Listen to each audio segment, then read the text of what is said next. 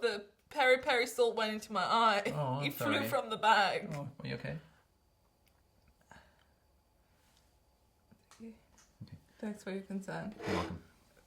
Hello and welcome back to Work Wednesday. I'm Sheen, your host, and look at how happy you are today. This is a change. It's been so long since we've done one of these. Yeah. I feel I've missed it. Oh, good. But Normally what are you it's going to do when I move out? Well, no, this is the problem. I'm going to have to visit Dubai every few weeks. Also, all of the questions I'm getting is whether we're going to keep doing Work Wednesday after I move out. Oh, are we? Are we? I'd like to. You'd like to? Yeah. Oh, great. I think once a month, Work Wednesday would be a good Down. Let's do it. cadence.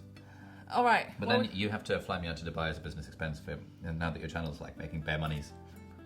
Who just hit 2 million subscribers on YouTube? Yeah, but Work Wednesday isn't on my channel. I'd love to do it on my channel. No, we're not doing it on your channel. Leave Why my not? Work Wednesday alone. Anyway, what are we talking about today? I'm going to do it on my channel. I'm going to do Mealtime Mondays. What are you going to talk about? I don't know. Exactly. Like, I don't know, patriarchy Patriarchy. and stuff like that. And how it suits you. It's really good. Is it? The peri-peri salt plus the chili sauce. Oh, You can have mine as well if you want. I think so. Thanks. That's alright. Alright, what are we talking about? We're talking about personality types. Great. We've done a different personality test before on Yeah. Work Wednesday. Yeah. This is a new one, which our friend told us about. What is it called again? Enneagram. Let me pull it up. Great. So we've actually already done this Yes. before. Given that you've been talking about this a lot, can you give a brief overview of what the test is? So basically it's like an index of like personality. And the idea is that it splits people up into 9 different personality archetypes. Sheen and I know exactly what ones we are. Yeah. And so, the descriptive side, I feel like I've got stuff in my mouth. The descriptive side of things is kind of interesting because it tells you what box you fit into, theoretically. And in our case, we fit very neatly into one of the boxes. Other people find they're a bit more like, bit of this, bit of that. But Yeah. and then more interestingly, they tell you, once you know what your personality type is, what it's like when you're interacting with and in a relationship with people of a different personality type. And it kind of tells you what the strengths are in that relationship or couple or whatever, and what the weaknesses are, and that's like really cool. So we know what personality types we are, so I guess we can start by reading those. Yes.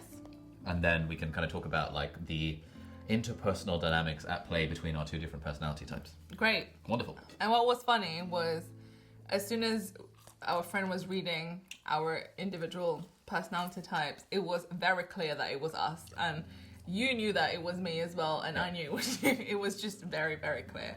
But unfortunately, not everyone has that. Yeah. Like, oh, damn, this is it. Okay, should we start with me? Sure. Okay, so I got the second type, which is the helper. Wait, does this expand? Okay, yes, it does. So the helper is the caring, interpersonal type, generous, demonstrative, people-pleasing, and possessive. Wait, are you sure that wasn't me? Oh yeah. So, type 2, my basic fear of being Why don't you unwanted, read the of everything. Yeah. Okay, 2s are empathetic, sincere, and warm-hearted. They are friendly, generous, and self-sacrificing, but can also be sentimental, flattering, and people-pleasing. They are well-meaning and driven to be close to others, but can slip into doing things for others in order to be needed. They typically have problems with possessiveness and with acknowledging their own needs. At their best, unselfish and altruistic, they have unconditional love for others. Do you agree? This is quite spot on, isn't it? Yeah, apart from the at your best, at the best bit. Basic fear? Basic fear of being unwanted, unworthy of being loved. Basic desire to feel loved. Key motivations: want to be loved, to express their feelings for others, to be needed and appreciated, to get others to respond to them, to vindicate their claims about themselves. I don't know about getting others to respond to them. Like when you were blanking me earlier, I dealt with that very well. Did you? Yeah. Okay. Yeah. Have you historically dealt well with that? Yes. Okay. So scroll down a bit more and you'll see more details about it. Type 2 overview. Okay, we have named personality type 2 the helper, because people of this type are either the most genuinely helpful to other people, or when they're less healthy, they're the most highly invested in seeing themselves as helpful. Being generous and going out of their way for others makes 2s feel that theirs is the richest, most meaningful way to live.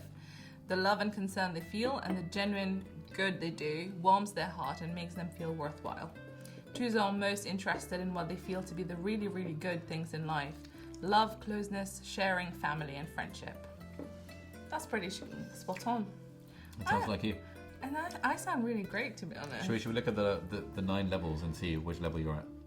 There are 9 levels. Yeah, scroll down a bit. Okay. Oh, this one. Okay, so start with like level 6 and then go up. Level 6. Okay. So level 6 is just before unhealthy levels. Okay, so basically it goes levels 1 to 9.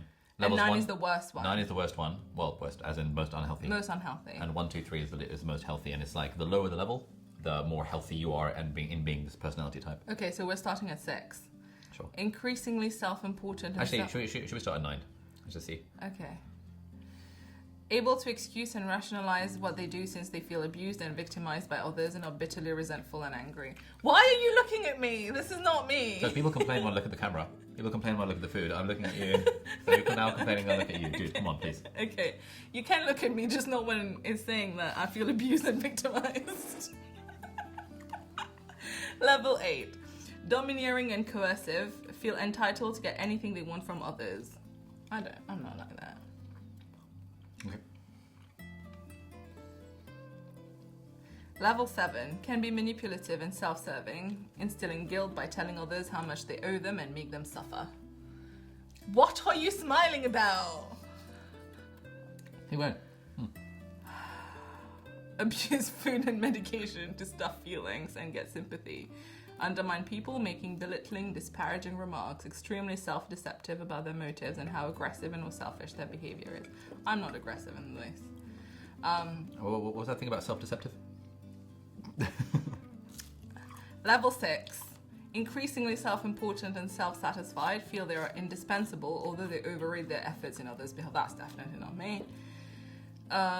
Level 5, become overly intimate and intrusive. They need to be needed, so they hover a bit and control in the name of love. Want others to depend on them, give but expect a return, send double messages.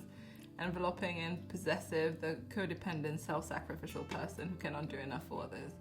Okay. Wearing themselves out for everyone, creating needs for themselves to fulfill. That is not true. The hover is a little bit true, right? I mean, I don't know. This is like the self-assessment of your own. Look, I don't expect return though. I don't. Okay. So, level 4, want to be closer to others, so start people pleasing, becoming overly friendly, emotionally demonstrative, and full of good intentions about everything. Give seductive attention, approval, strokes, flattery. Love is their supreme value, and they talk about it constantly. I do give flattery quite a lot to you. Yeah, I love it. Yeah. So maybe a little bit of level 4. Level 3, encouraging and appreciative, able to see the good in others. Service is important, but takes care of self too. They're nurturing, generous, and giving, a truly loving person. That sounds like me. Right. What do you think? I don't know. Well, you must have an input here. Okay. Well, let's go to level 2 and 1. Level 2, empathetic, compassionate, feeling for others, caring and concern about their needs, thoughtful, warm-hearted, forgiving, and sincere. Level 1, become deeply unselfish, humble, and altruistic, giving unconditional love to self and others, feel it is a privilege to be in the lives of others. Okay. I don't think you're level 1. I think you're probably like... I think I'm between 3 and 4. Yeah, I'd say you're between 3 and 4. So overall... Personal growth recommendations. You want to look at your growth recommendations? Yes. First and foremost, remember that if you're not addressing your own needs, it is highly unlikely that you will be able to meet anyone else's needs without problems, underlying resentments, and continual frustration. Further, you will be less able to respond to people in a balanced way if you have not gotten adequate rest and taken care of yourself properly. It is not selfish to make sure that you're okay before attending to others' needs. It is simply common sense. Do you feel that resonates with you? Do you think you tend to neglect your own needs for the sake of others? I don't think so. Okay. Also, I don't think of it as neglecting needs. Sometimes I do something for other people. Yeah. But I wouldn't say it's at the cost of neglect. Okay. Self-neglect. Yeah, fair enough. Try to become more conscious of your own motives when you decide to help someone. While doing good things for people is certainly an admirable trait, when you do so because you expect the other person to appreciate you or do something nice for you in return, you're setting yourself up for disappointments. Your type has a real danger of falling into unconscious codependent patterns with loved ones, and they almost never bring you what you really want. Do you feel that holds true for you? I don't think I do something expecting something in return. Okay. But I do think sometimes I do expect appreciation. Yeah. Yeah. But not always, but it does exist at times. The codependent patterns, probably. Do you think something like the phrase, I'm so nice to you, why are you not more nice to me? Is sort of an illustration of this, or? But that's different, right? Because if I usually say that when you're being mean to me, right? Then I would try to explain why you should be nice to me because I'm nice to you, kind of thing. Rather than I'm not being nice to you expecting you're going to be nice to me. Okay. Does that make sense? Not really, but... Why are you saying okay then? So you think it's the same thing? If I expect you to be nice to me because I'm nice to you? As in... So I don't know how you think, but if I imagine like how I would respond to a situation of someone I perceive being mean to me or not giving me enough attention or things like that, the phrase "I'm nice to you, why don't you be nicer to me" is just not a thing that would ever come to mind. Right. Whereas I think it's more on that spectrum for you of feeling like, but then why do you expect? I do good thing X for you, therefore I kind of loosely expect you to do good thing Y for me, and if and when you don't do that thing, I will feel hurt and hard done by, and sort of martyred in a way that I give myself, and in service to you, but you don't reciprocate. I think that is like a light version of that is maybe a thought pattern that you have, which is kind of what this is describing. Sure, but then why do you expect people to be nice to you then? I don't expect people to be nice to me. No, but in that scenario, why would you expect someone to be nice to you? Right, you or me? You. Me. Yeah. If you think differently, because I'm thinking, this person, I'm nice to this person, why are they not nice to me? But you said that if someone was not being nice to you, you wouldn't think that you are nice to them, why are they not nice to you? No, So, I wouldn't even think about it. Maybe someone, okay, whatever. Like, it's not a thought process that would cross my mind that this is some kind of reciprocal exchange of niceness. right. Okay. Well, then maybe it applies. Ooh, number 3. While there are many things you might want to do for people, it is often better to ask them what they really need first. You're gifted at accurately entreating others' feelings and needs, but that does not necessarily mean that they want those needs remedied by you in the way you have in mind. Communicate your intentions and be willing to accept a no thank you. Someone deciding that they do not want your particular offer to help does not mean that they dislike you or rejecting you. I think I'm clear on that. Okay. I don't think I've ever, forced someone to take my help. Huh. Yeah. Resist the temptation to call attention to yourself and your good works. After you have done something for others, do not remind them about it. Let it be. Either they will remember your kindness themselves and thank you in their own way, or they will not. Your calling attention to what you have done for them only puts people on the spot and makes them feel uneasy. It will not satisfy anyone or improve your relationship. What are you thinking about? The fact that I say that I gave you the glow up? I think, again, feel free to cut out as much of this as you want, but Yeah. I think you do often demand appreciation for your efforts. From you. Yeah. Because many times when I've done things, you give the credit to someone else. And that's why with you, I feel like I need to remind you that I was the one who did this. Otherwise, you would not think that it was me. Okay. Fair enough. Honestly. No, sure. Okay. I completely agree. But it's interesting that is basically exactly what this situation is describing. Absolutely. Learn to recognize the affection and good wishes of others, even when these are not in terms that you are familiar with, or that others may not express their feelings in a way that you want. They may be letting you know in other ways how much they care about you. If you can recognize what others are giving you, you will rest more easily in the knowledge that you really are loved. Love is always available, but only to the degree that we're present and therefore receptive to it. Ooh, interesting. That's on point. That's something we've been talking about a lot recently, isn't it? just love languages Yeah. and how obviously we communicate differently and therefore feelings get hurt because I expect you to react like I would. So I agree with this one. Right. Great. Right. Should we do you? It's really spicy. Haven't you been eating this the whole I time? have. So what My happened? tongue is on fire. Well, you can have some fries and ketchup. Alright, what's my one? So Ollie is number 3, the achiever, the success-oriented, pragmatic type, adaptive, excelling, driven, and image conscious. Image Alright. conscious. Yeah. Well, I'm devouring a chicken with my bare hands. Right, do you want to read yours? No, can you read it? Your voice is nicer than mine. 3s are self-assured, attractive, and charming. There we go. I just wanted to hear you say that. Please continue. Did you write this?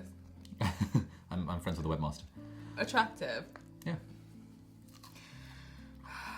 ambitious, competent, and energetic. They can also be status conscious and highly driven for advancement. Yeah. They are diplomatic and poised, but can also be overly concerned with their image and what others think of them. They typically have problems with workaholism. What? And competitiveness. I don't think I'm particularly competitive, but At their best, self-accepting, authentic, everything they seem to be, role models who inspire others. Basic fear of being worthless. yeah. 100%. Basic desire to feel valuable and worthwhile. Yep. Key motivations: want to be affirmed, to Yep. distinguish themselves from others, to have attention, to Yep. be admired, and to impress others. Yep. 100%. Okay. We have named personality type 3 the achiever because when they're healthy, 3s really can and do achieve great things in the world. They are the stars of human nature and people often look up to them because of their graciousness and personal accomplishments.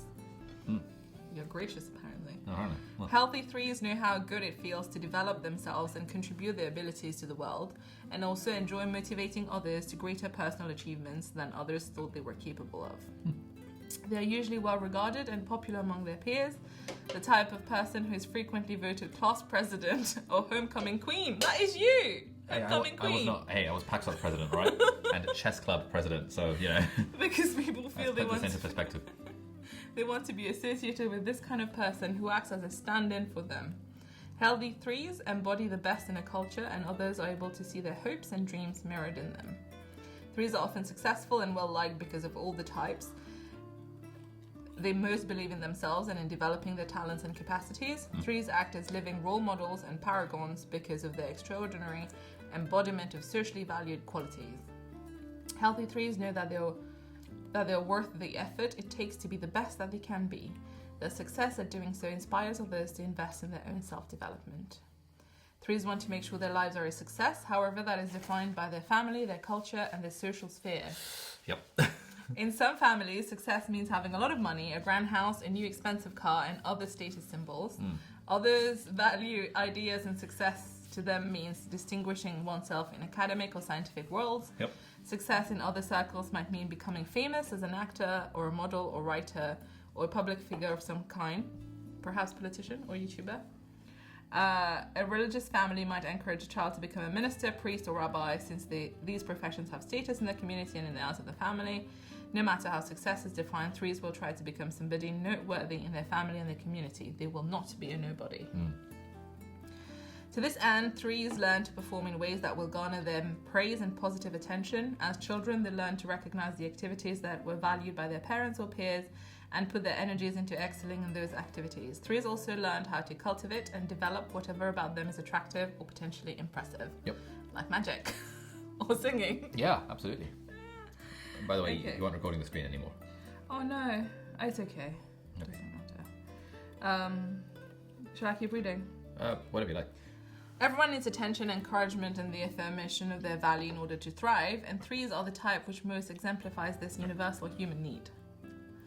3s want success not so much for the things that success will buy, or for the power and feelings of independence that it will bring. They want success because they're afraid of disappearing into a chasm of emptiness and worthlessness without the increased attention and feeling of accomplishment which success usually brings.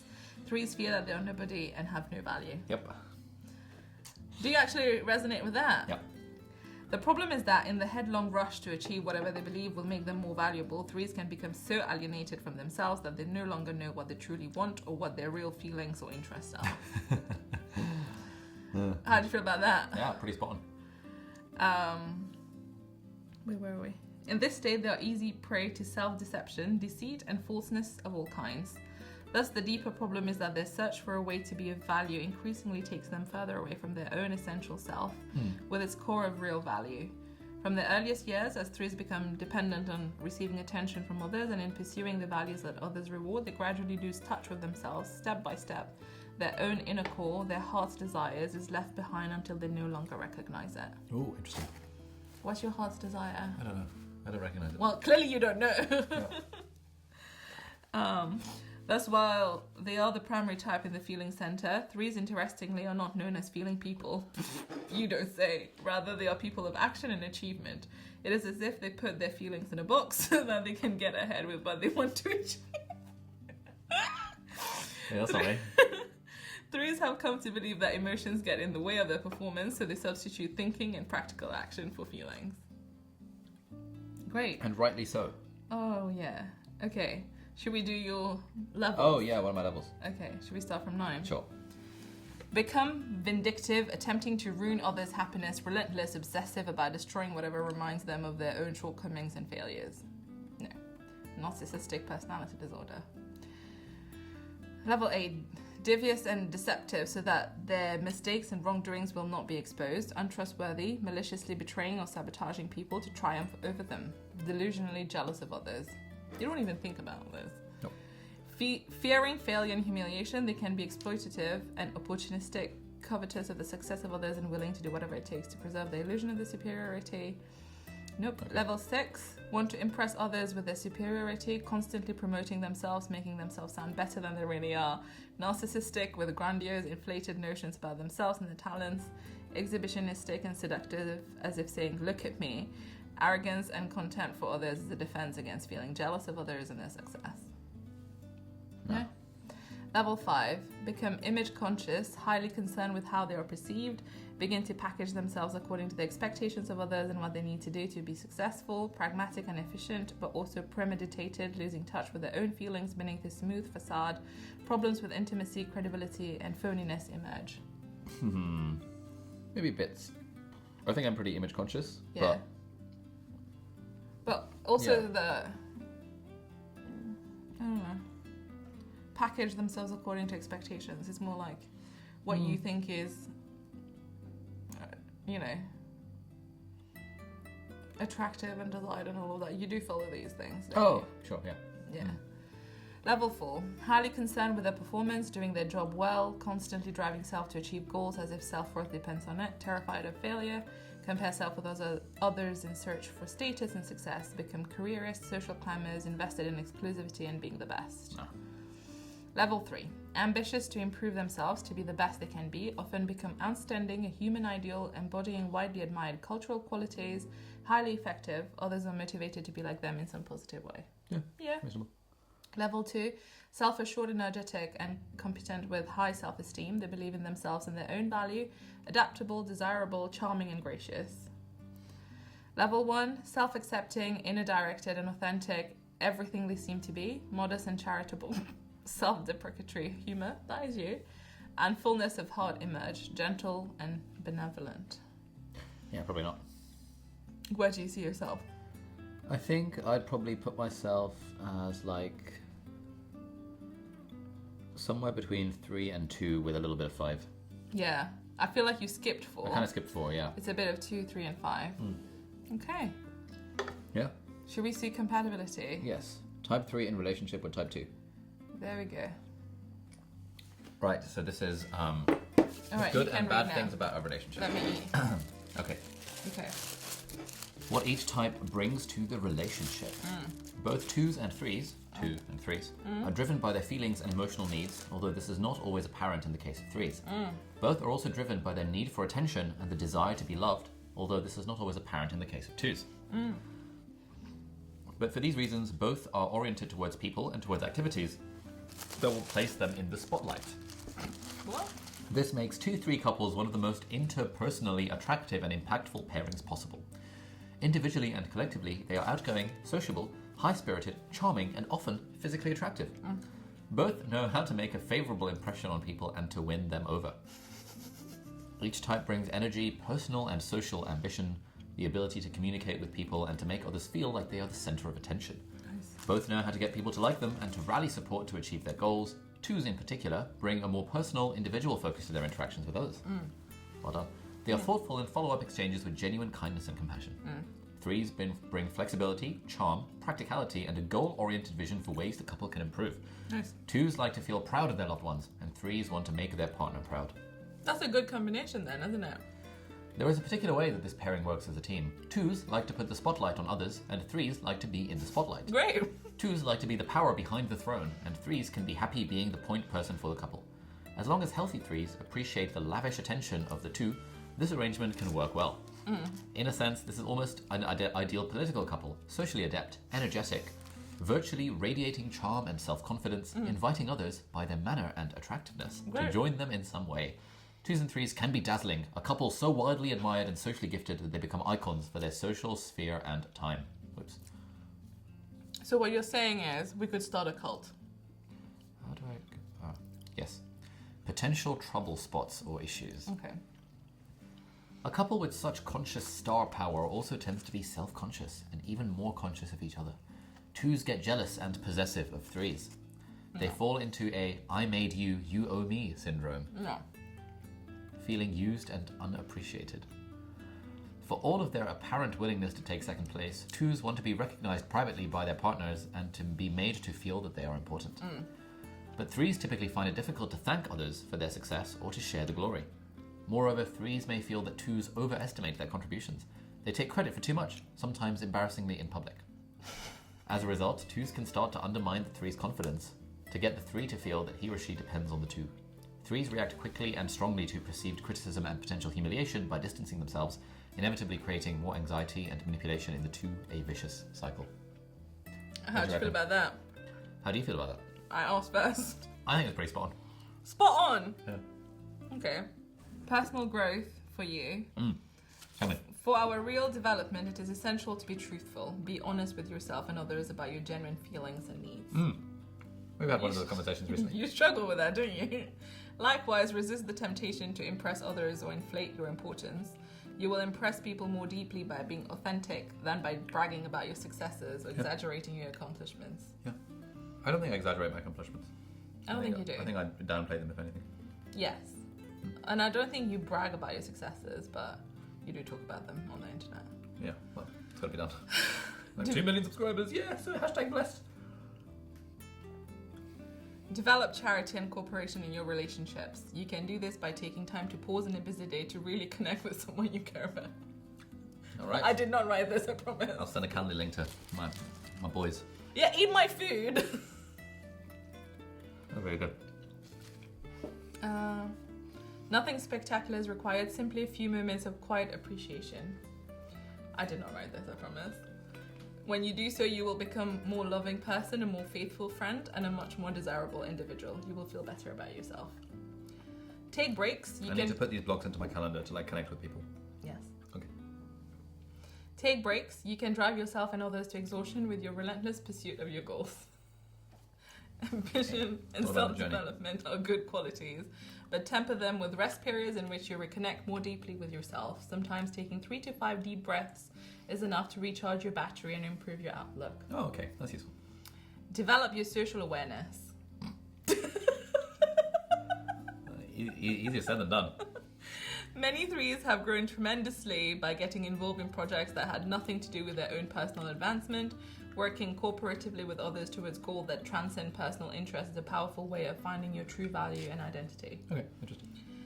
In their desire to be accepted by others, some average threes adapt so much to the expectations of others that they lose touch with what they are really feeling about the situation.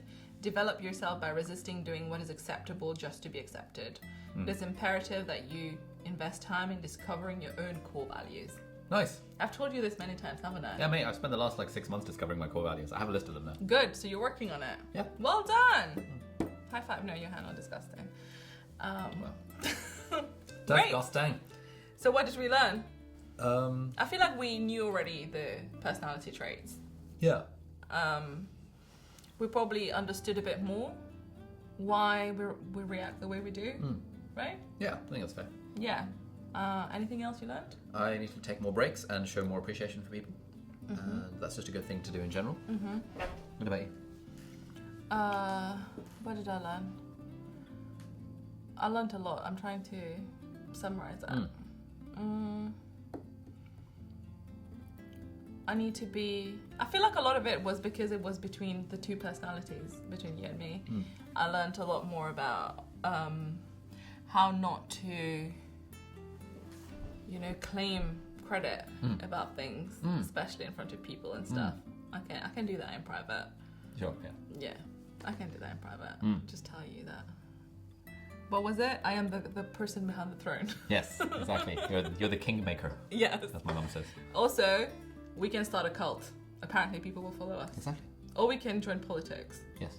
I'll go back to Mauritius and join politics. Nice. I'll go back to Pakistan and join politics. Great. We'll be awesome. ruling the world. Winning. Great. Well, thank you. We'll see you in the next video. Bye. Bye. Bye.